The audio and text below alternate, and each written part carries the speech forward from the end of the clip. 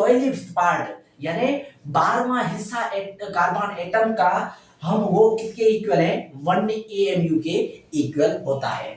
1 AMU कह लें आप इसको 6.02 into 10 raised power 23 एटम्स कह लें, आप पार्टिकल्स कहें, मॉलिक्यूल्स कहें, आप इसको आइंस भी कह सकते हैं। ठीक है, तो ये हमारे पास क्या है 1 AMU है। देन हम क्या करेंगे, इसकी यूनिट देखेंगे। क्या देखेंगे? यूनिट देखेंगे कि इसका यूनिट क्या होता है। तो मैं यहां पर राइट डाउन करने जा रहा हूं कि यूनिट क्या, यूनिट देखें इसकी मैं लिखूंगा यूनिट जो होता है AMU होता है। क्या होता है? AMU atomic mass unit, atomic mass unit. ठीक है, लेकिन मैं कहूंगा इसका कोई भी यूनिट नहीं है। क्यों? क्योंकि ये रिलेटिव टर्म है, नो यूनिट। क्यों? क्योंकि ये रिलेटिव टर्म है।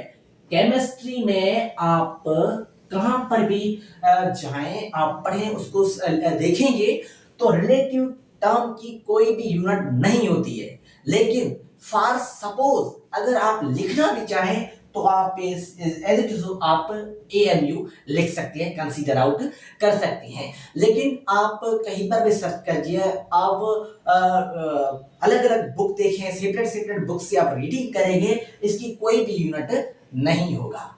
ठीक है, तो ये बहरहाल ये क्या है, हमारे पास अलग अलग टर्मिनोलॉजीज हैं।